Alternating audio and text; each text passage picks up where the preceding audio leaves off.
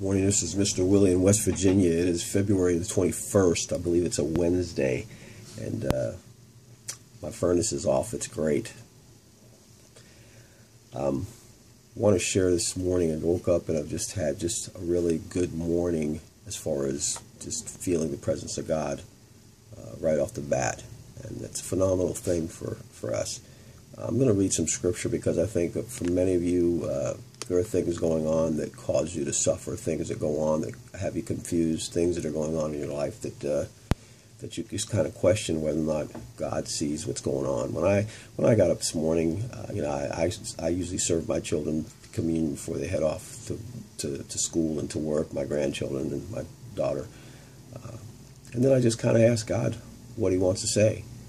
And this morning, without a shadow of a doubt, I know He wanted me to tell some of you that He loves you, and that what's going on in your life, sometimes you have to look past it and understand that God still loves you.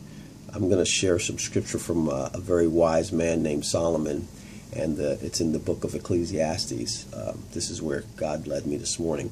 I'm going to read a little bit, and I don't know, see if maybe He wants me to say anything, okay? This is Ecclesiastes 3. To everything there is a season and a time for every matter or purpose under heaven. A time to be born, a time to die, a time to plant, a time to pluck up what is planted, a time to kill, a time to heal, a time to break down, and a time to build up, a time to weep and a time to laugh, a time to mourn and a time to dance, time to cast away stones and a time to gather stones together, a time to embrace and a time to refrain from embracing, a time to get and a time to lose, a time to keep and a time to cast away, a time to rend and a time to sow, a time to keep silence and a time to speak, a time to love and a time to hate, a time of war and a time of peace. What profit remains for the worker from his toil? I have seen the painful labor and the business exertion which God has given to the sons of men, in which to exercise and be busy. To be exercised and busy, He has made everything beautiful in its time. He also has planted eternity in men's hearts and mind, a divinely implanted sense of a purpose working through the ages which nothing under the sun but only God can satisfy, yet so that man cannot find out what God has done from the beginning to the end. I know that there is nothing better for them than to be glad and to get and to do good as long as they live. And also that every man should eat and drink and enjoy the good of all his labor. It is a gift of God. I know that whatsoever God does, it endures forever. Nothing can be added to it, nor anything taken from it. And God does it so that men will reverently fear Him. Know that He is revered and worship Him. Know that He is, revere and worship Him. That which is now already has been, and that which is to be already has been. And God seeks out that which has passed by, so that history repeats itself. Moreover, I saw under the sun that in the place of judgment there was wickedness, and that in the place of righteousness also wickedness was there. I said in my heart, God will judge the righteous and the wicked, for there is a time appointed for every matter and a purpose for every work.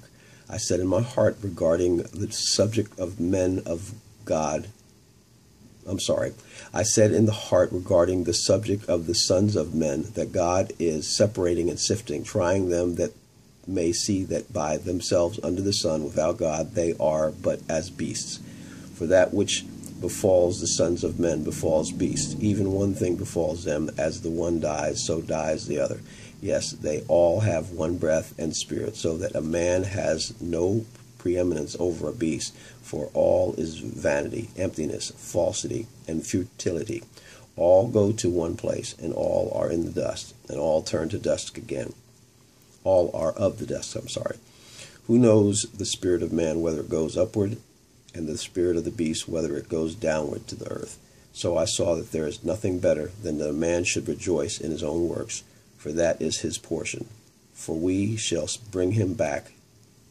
For who shall bring him back to see what has happened after he is gone?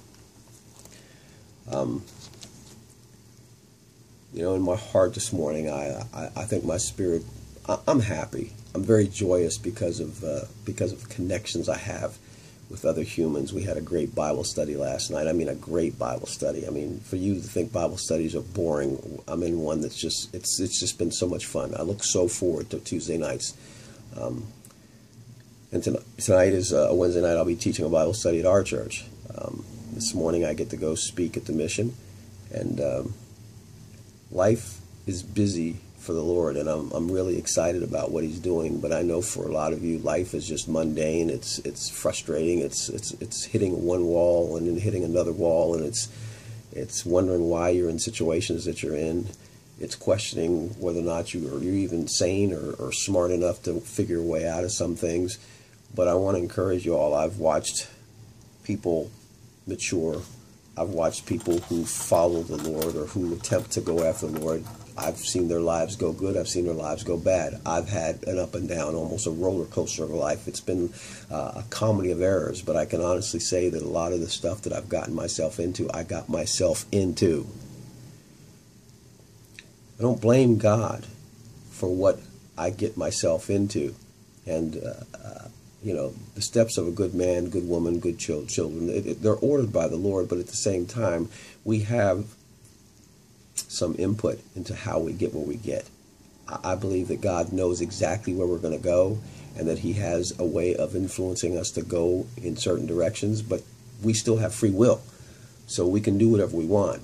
So if we want to suffer, or if we want to do something that seems pleasurable that ends up causing us to suffer, God's going to let us go. All the time whispering to us, all the time trying to influence us to go in a different direction. And He knows where we're going. The funny thing about Him is He's a really good father that's watching His children sometimes completely disobey Him, and He still loves us. There was never a doubt in my mind that God didn't love me in all the different turns and twists that I went in. And although I had to work my way through some things, I always knew He was in the background watching. I knew that He was there trying to influence me, and there's been times where I could feel Him whispering to me, I don't think you want to do that. He's a good father, and He understands the times and the seasons and the things that we go through, and He's there to help work us through that. The thing that we have to do as humans is learn how to trust God, just as we do as children, learning how to trust our parents. And I know for some of you, you've not had great parents. I know for some of you, maybe your parents have even been addicted, and maybe they haven't even been in your life. That means you need to depend on God the Father even more. I have children that have been involved in divorce and in the pains of watching both parents go in separate directions. I have 2 sets of children like that, and they're all different in the way that they've viewed what's happened. I have children from marriages that some people call stepchildren that have been engrafted into my family that I love just as much as if I had raised them myself. I've got a son in New Jersey and 2 children in Grafton and several others all over the place. I don't know where all of them are, but there have been children that have been in my life because of marriage that weren't biologically mine, but I still loved them as mine and tried to care for them. Do they still love me, respect me? Some of them do, some of them don't. Some of them probably couldn't care less, and that's fine. I still loved them while they were close to me, and I want to encourage you that whether you're close to God or whether you're far off, He still loves you. He understands where you're at, and just like the parable of the prodigal son, He's watching for you. He's longing for you to return. And I want to encourage you that if some of you were at one time, a long time ago in church, or a long time ago you served the Lord, or something happened in your heart or in your family life or in your personal experiences that completely made you angry with God and you walked away, it's okay. It's okay. I've been there. And you know what? I knew He still loved me, and I stayed angry, and I stayed upset and hurt for a season. And then He drew me back, and when He drew me back with such an incredible hug, with such an incredible embrace that was hard to not get the fact that He loved me. And I just want to encourage some of you that I know are brokenhearted right now, because I've been there. I feel your pain right now. And I want you to know that God loves you, and if you'll just take a step back toward him, he's already waiting on you with his arms open. He's already waiting to pull you in and to hold on to you and to love you and to heal what it is that's hurt you. I ask you just to trust him right now. Just turn around. Go back to him. And he'll take you, and he'll not reject you. I don't care who's rejected you in this life. He'll never, God never rejects us. And he will always, always take us back into his loving arms. Okay? Shalom. Peace.